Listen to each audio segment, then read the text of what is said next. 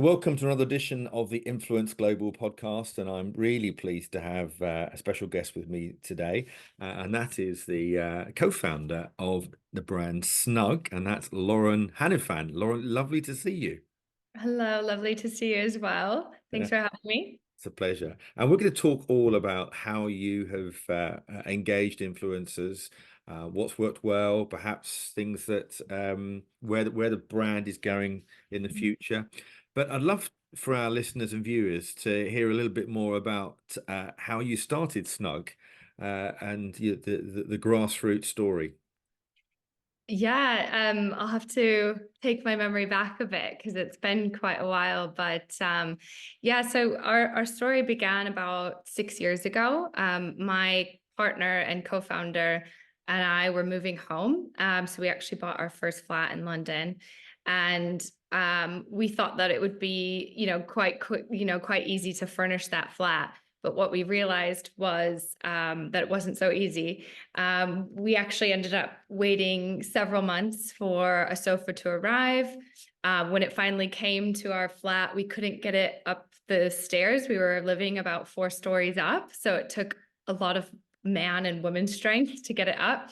And then we couldn't get it through the door when we finally got it to our flat. Oh my goodness. Even worse, our window was far smaller than our door, so we were kind of left in a really tricky situation where we had this sofa that we couldn't fit through the door after waiting several months. And when we kind of called the supplier, they weren't taking refunds, so we were in a bit of a pickle with our sofa situation. So essentially, what we decided to do was just kind of flip the market on its head and listed out all of our issues that we had throughout our whole buying process, and kind of being, millennials and we kind of thought there's a better way. We're quite used to the on-demand economy of Amazon Prime, and Of Uber had been going for years. Like, it just kind of felt like, well, why couldn't we get our furniture delivered quickly as well, and why couldn't it fit, and why does this process have to be so hard? So from that point, we essentially, kind of went into about a year of R&D, where we essentially retrofitted a three-seater sofa into a box. And the brief was really, it has to be comfortable. It has to be able to come in pieces, fit through doors, be easily handled by one person. That was kind of one of the things I said, is like, I want to be able to assemble my sofa.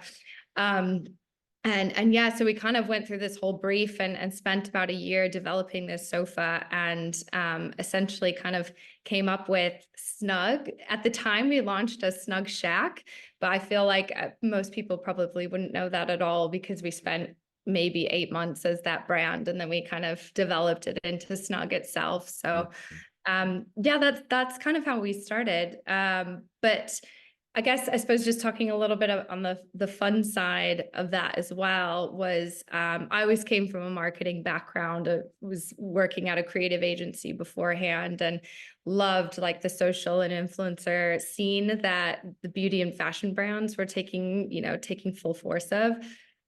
So when it kind of came to having a blank slate of a brand, it was super fun to really just develop something that an outdated industry hadn't seen before. Mm. And it probably helped a little bit that I hadn't worked in that space at all, because I had no preconceived notions of what a sofa company or furniture company needed to look like. So we really kind of put our flag in the sand as a challenger brand. And with that, we made sure that everything from our look and feel to our branding to the way we spoke to our customers, and even how we marketed, was completely different from the industry.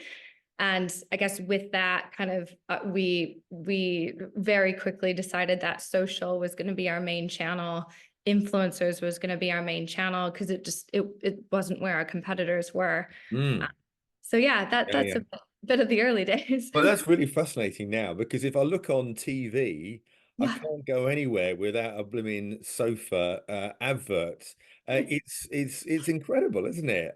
You'd think that the market must be huge when you look at this. But I think what I love about what you've said there is you really roll back in order to be a challenger brand, where the problems and issues were, Mhm. and you came up with a really strong solution, particularly that people that I guess live in cities, and very, and those people that perhaps live on the top floor of a flight of stairs that don't have a lift.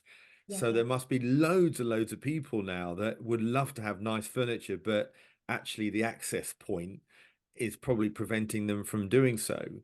It actually makes me think about people that live on lifts. How do they, so not lifts, but high-rise buildings? How do they get furniture up there? Is it all on these outdoor lifts or what? Well, I presume so. I'm actually not sure because we've only ever lived in somewhere with stairs, but I presume that there's larger elevators for furniture, but even still, that comes with a hassle.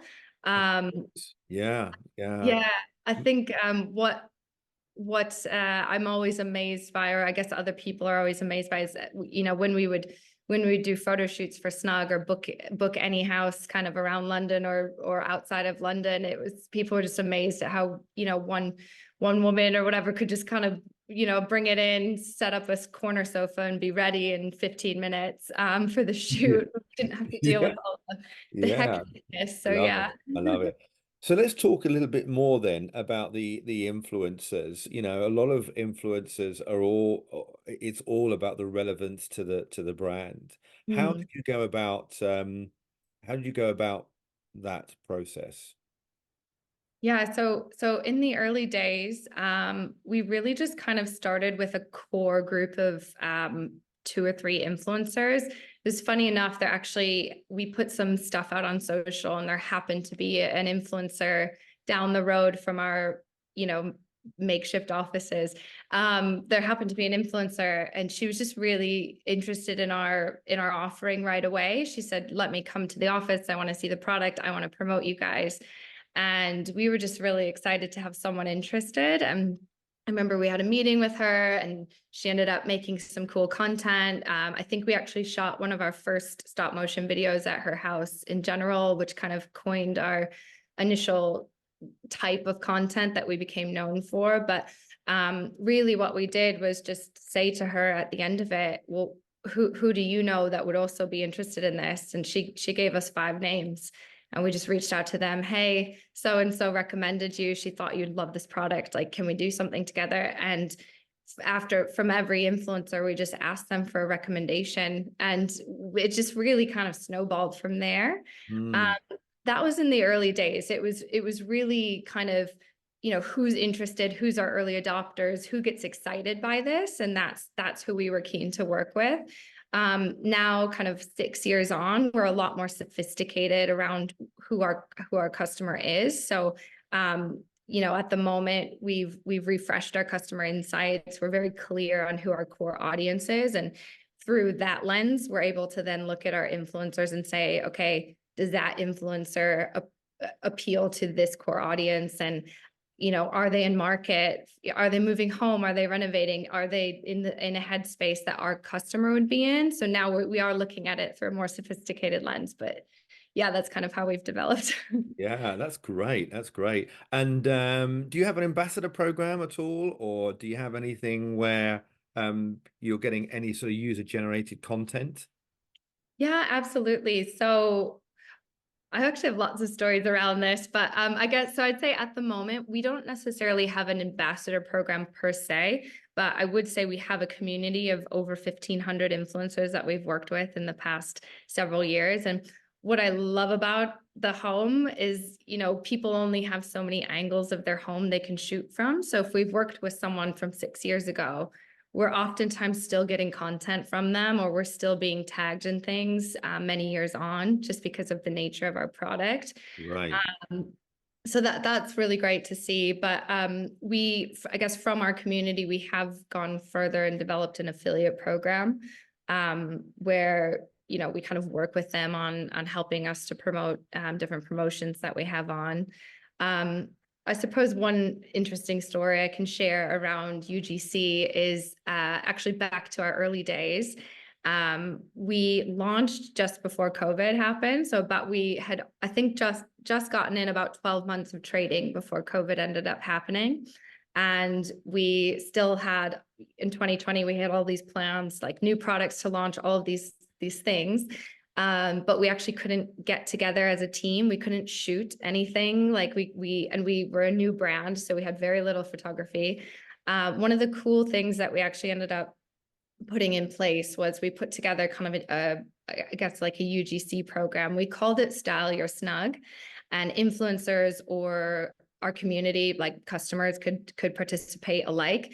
But essentially, the idea was every month we were going to put out like a theme for the month, and some of the themes were like, making a sofa fort day, or style your sofa for spring. And we came out with these monthly themes and challenges for the community. And the idea was, submit your content, tag us, and we'll then at the end of the month put it up to the community to vote on who styled their snug the best.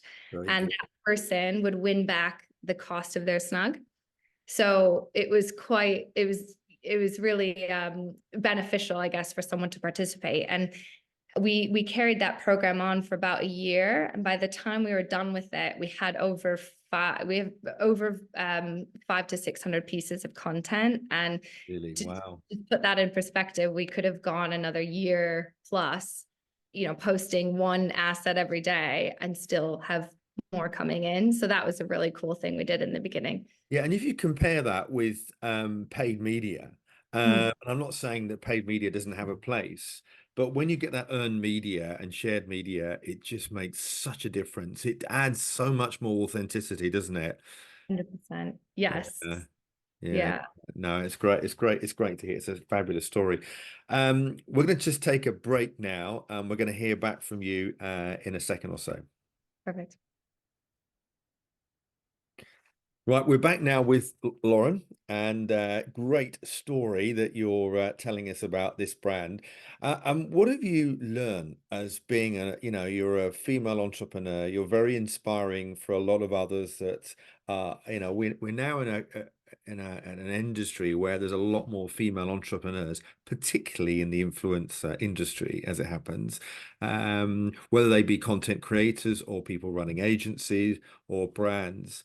What are some of the things that you've learned along the way? What are because running a business in even through a pandemic, and of course, through cost of living crisis has had, challenges for all of us. What have you learned? What are some of your top tips that you might like to share? Oh, sure.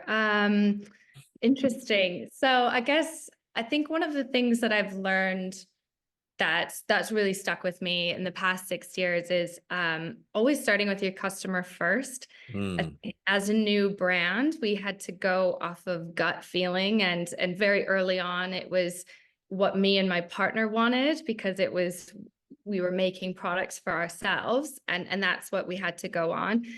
But just as soon as you can start getting data in, just get that data in and start to understand your customer more. One of my favorite projects I did in 2023 was our customer insights refresh project. And it lasted the whole thing was probably about 4 months, but there was all these different things that kind of spun off of it. But yeah, what we ended up taking was all of our anonymized customer postcode data, and we were able to identify our core audience and how that shifted through COVID, post COVID to now, and where the customer mindset is.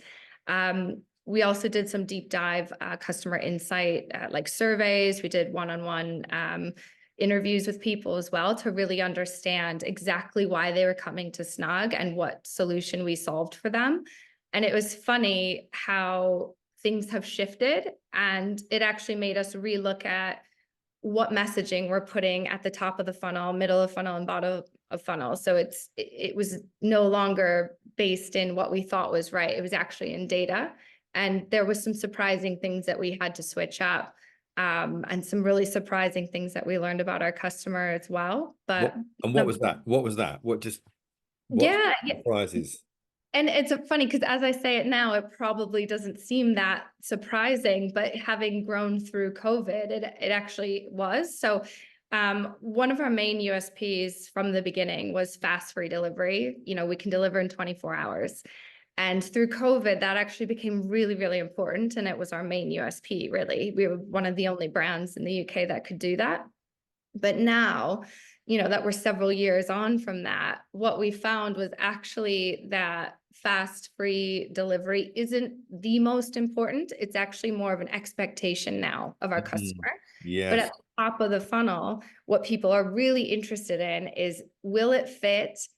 Is it modular? Can it fit my space? It's all about that fit, which was something that I knew, but it was like, okay, I had to take a real look and start to change some of the way that we're messaging things. And that carried on through every single part of our messaging, including how we're briefing influencers.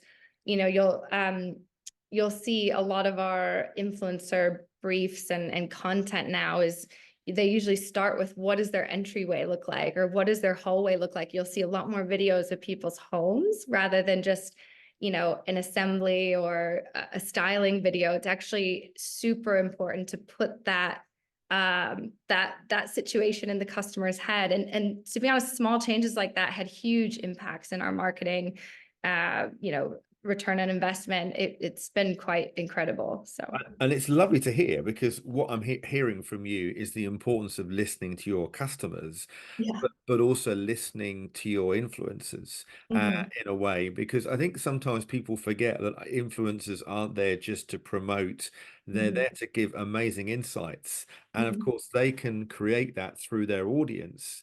Mhm. Oh, we love this product. So you can be getting, of course, comments from the influencers' posts that could be quite enlightening for you. So pleased this particular product was fabulous. It fitted in the smallest space I wouldn't thought possible. You know, those sorts of nugget comments are Yeah. priceless, aren't they? Because they've been driven through a third party as opposed to from the brand. 100%. Um, Really great stuff. And so what does the future look like? Where is the future of this economy that we're in now of chunkable space? Because I think it's not just in the furniture in bedding. I think it's happening in other types of furniture, isn't it? Now, when I see like TikTok videos pop up, a lot of these videos are showing like the smallest spaces and what you can do with them. They're almost becoming space experts out there. Am I right in, where I'm going with that? Yeah, Yes. yeah. I mean, yeah, we're definitely seeing that. I mean, I think the average person today, you know, the cost of living is going up. It costs a lot to buy a house. Interest rates are going up. You know, the average person might not be buying a house now, like what they thought they might be. But I think what they are interested in is making the absolute most of the space they have. So Mhm. anything around, you know, small space living, or it doesn't even have to be small space, but it's, as you said, just making the most of your space, and, you know, really having that space to call your own. Like what we find with our customers is that they're extremely kind of passionate about making their space their own.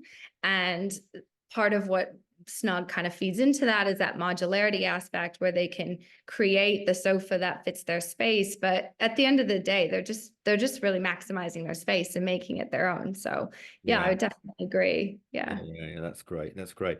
And the future for Snug as a brand, what's the future look like? The future looks bright. I think we're going to definitely be leaning a lot more into the new customer insights. We recently used those to create an out of home campaign that was around London. It was really successful. So I think it's just goes to show that when you nail your positioning and your messaging, you really listen to your customers, you can actually solve their problem, and people are going to do the marketing for you at that point. So I think just more of that, really digging into the insights, test and learning, and making sure that we're always trying to improve. Yeah. Great stuff. So how can people find you, Lauren? Tell us your links. Sure. So you can find me. I'm at Lauren Hannafin, both on Instagram and TikTok. And then you can also find me on LinkedIn. So linkedin.com/Lauren Hannafin. And that's where I just share lots of tips and commentary on all things brand, campaigns, and influencers, as well as some behind the scenes stuff from a founder's perspective. So, yeah. Great, lovely. Thank you so much for joining us on the Influence podcast today. Thank you.